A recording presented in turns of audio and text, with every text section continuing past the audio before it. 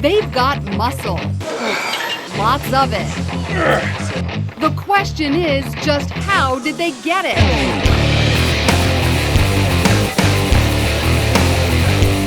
Just exercise, pretty much. Always been athletic. I was born with great genetics. But some athletes and bodybuilders take shortcuts using anabolic steroids to bulk up, risking their careers, reputations, even their lives. Steroids can affect your pancreas, they can affect your liver, your brain, it can cause psychosis. If someone has a heart attack under the age of 30, very often steroids are involved. In men, you can have decreased testicular size. Still, if it means getting muscles like these, there are many who are willing to take that chance. Have you ever tried anything? No, my workout partner does though. And how is he doing? He's jacked, he's huge. In fact, some bodybuilders, like his friend, say they're not convinced steroids are dangerous. There is no definitive evidence that in moderate amounts, it's detrimental. 55-year-old bodybuilder and trainer David Rohr says he takes steroids prescribed by a doctor to raise flagging testosterone levels. He says steroids, combined with proper nutrition and workouts, have actually made him healthier. I was basically having a heart attack, and through the use of testosterone treatment programs, I was able to continue my quest in physical fitness. And it's not just random gym rats who've gone the steroid route. Some famous athletes have too, like Olympic gold medalist Marion Jones.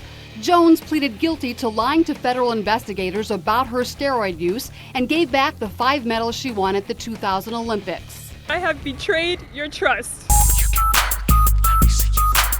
Here on Venice's historic Muscle Beach, illegal steroids have reportedly been sold for years, and for many competitive bodybuilders, they're a fact of life. They do take them, so. Do you think they should? It's up to them. So you don't think it's completely wrong then? I'm not saying that. I just don't care one way or another about it. Governor Arnold Schwarzenegger admits using steroids back in his bodybuilding days when he worked out in Venice and starred in the documentary Pumping Iron. Bodybuilding has been a beautiful experience for me, and I will continue it for the rest of my life. The gym where Schwarzenegger used to pump iron has moved a few blocks, but around here, even 30 years later, it's still easy to start a conversation about what to take to get bigger faster. You can't do it. Our hidden camera finds this trainer suggesting the internet for good deals on steroids, and he tells our undercover bodybuilder Tijuana's a good bet too. I know in Mexico it's legal to buy. First, we check the internet, where websites give advice on what to buy, how to use it, and how to avoid getting caught. Many sites invite users to share information. In this posting, a 17-year-old says he messed up while injecting and needs advice.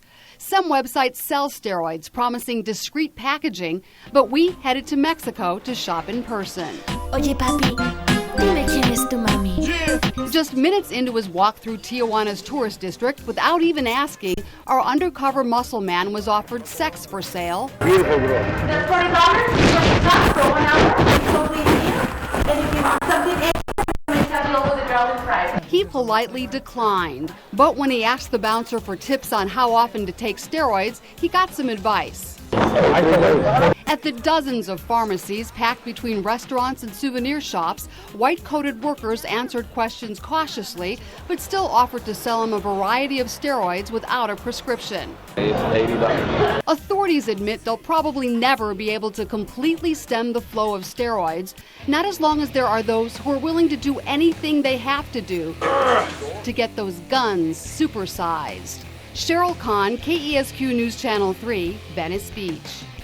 They may look like your average mom-and-pop storefronts where people go to have the kinks worked out of their sore, aching muscles, but authorities say inside these doors you used to be able to get a whole lot more than just a rub-down. The women who were working there were offering masturbation and oral sex to male customers. Police in Orange and Riverside County spent 3 years investigating 10 small businesses, including this one, Magic Touch Body Care Center in Rancho Mirage. Magic Touch is right in the middle of a busy strip mall. You may have even walked past it without noticing. After all, it's right across the parking lot from a Vons supermarket. But police say they weren't exactly bagging groceries in this place, so they shut it down along with 9 others and arrested 6 people. The next day, not everyone seemed to have heard. You're wondering, are you a client in this shop over here? No. You were trying to go into the Magic Touch? No. Did you think it was a massage parlor or No. what? No. Okay, so why did you go in there? The suspects allegedly hired Chinese women to work as prostitutes out of offices adjacent to family-friendly businesses like this one. Hi, excuse me. We're looking for the acupuncture clinic. Oh, they're gone. This doctor's assistant says she's glad they are. All female employees and all male customers. Right. And that seemed fishy to you. Really fishy. It seemed fishy to people who work near Magic Touch, too, and rumors swirled about another massage parlor. During the massage, she was standing over him, and he thought it was odd because he was on his stomach. He then, when she turned him over, noticed she only had a skirt on with no underpants. He started to explain, no, that's not my style. They started to laugh at him, and they walked out of the room. He thought it was over. She said, wait a minute. She walks in with the owner, and she just grabs him. Grabs him in what way? Grabs his private part. The manager of that shop said nothing illegal's going on. She even had a masseuse demonstrate. Give to her, tell me. My office, we do professional massage. No prostitution? No, never. A few weeks later, we sent someone in with a hidden camera. You guys do appointments or reservations? Our undercover customer thinks the lady behind the counter spotted the camera right away. Still, he paid $60 for a 1-hour massage, and while there were a few moments when he felt uncomfortable, I first started taking off my boxers down the lower part of my leg. Then, with the towel on the lower region, she grabbed the boxers from halfway down and then took them completely off my body. he says the massage was pretty standard. But then we heard there were many other area massage parlors that offered the same services that got Magic Touch busted. Ads online and in newspapers like the Desert Sun offer amenities that experts say can be red flags, like free table showers. Armed with one of those ads, we sent someone into a downtown Palm Springs massage parlor that's right down the street from the Hyatt Hotel. You want a massage? Yes. Okay. Yeah. Okay. You want a hard massage? Sure. She took her hand, lathered up my and then stroked my. The ad for a North Palm Springs store said, "Good massage, attractive and friendly." The door was unmarked, but the business card said it was an acupuncture clinic.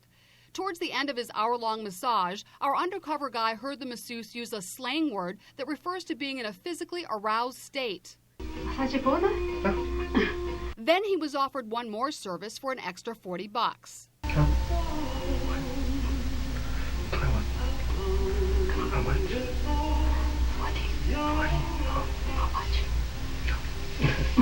Thank you, though. In broken English, the masseuse said the $60 fee for the massage goes to the owner, the extra $40 would be for her. Yeah. I think a jury would find that that was an offer of sexual services. I think clearly a jury would find that.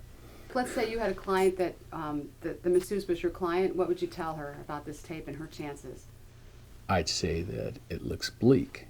Authorities say the investigation is ongoing, but they won't say which businesses they're watching. Still, they say if you do patronize shady massage parlors that offer illegal extras, you might want to think twice.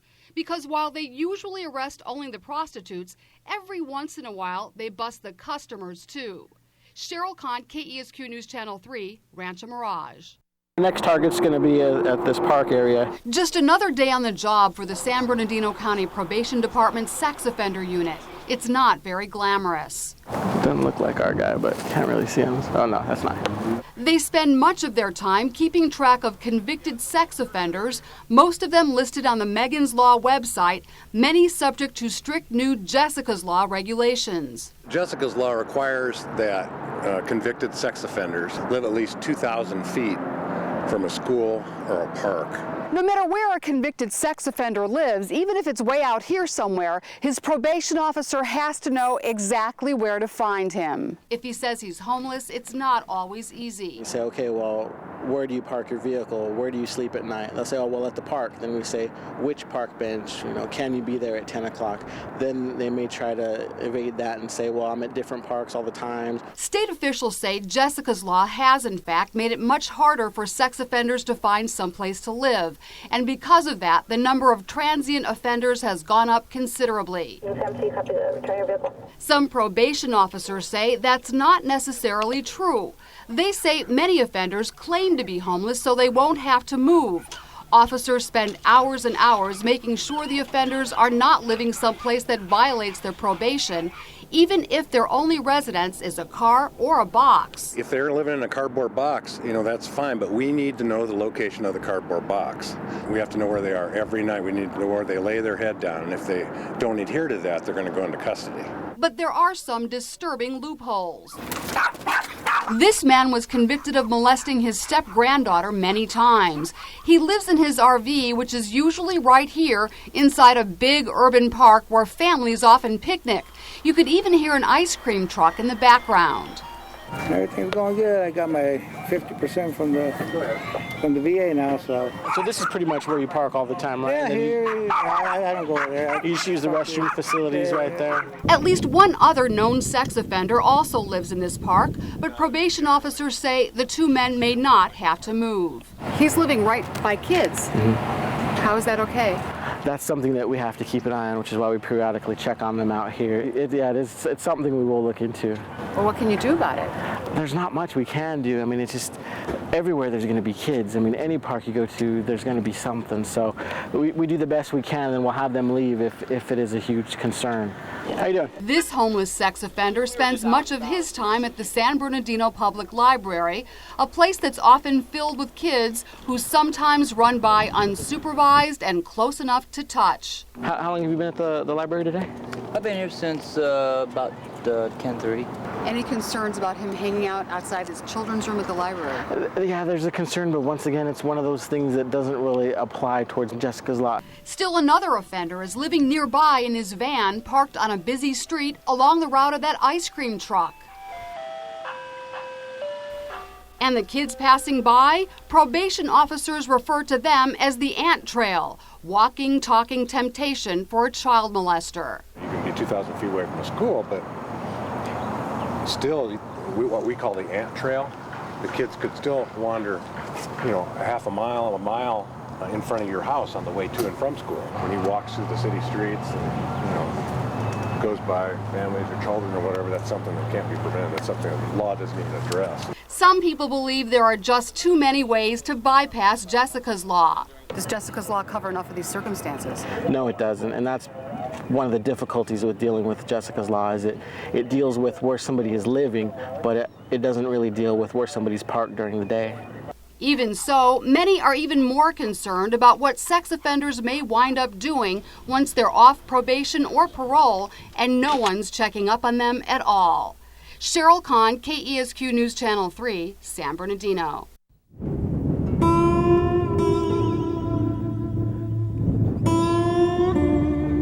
This is the Marine Corps Air Ground Combat Center in 29 Palms.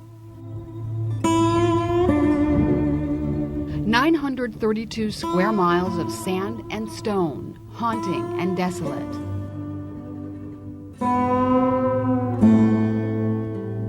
And perfect for training Marines who are headed to Iraq. No sweat, no sweat. The base is remote enough to do things like this.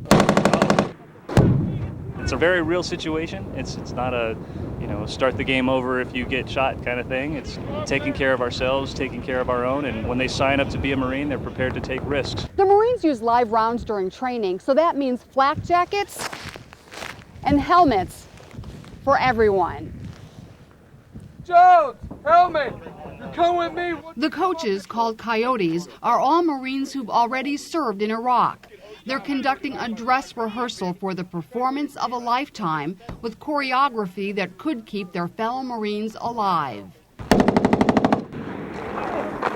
I know what's wrong with that gun. But it's not all about firefights. They're also learning what it's like to step into a completely different world.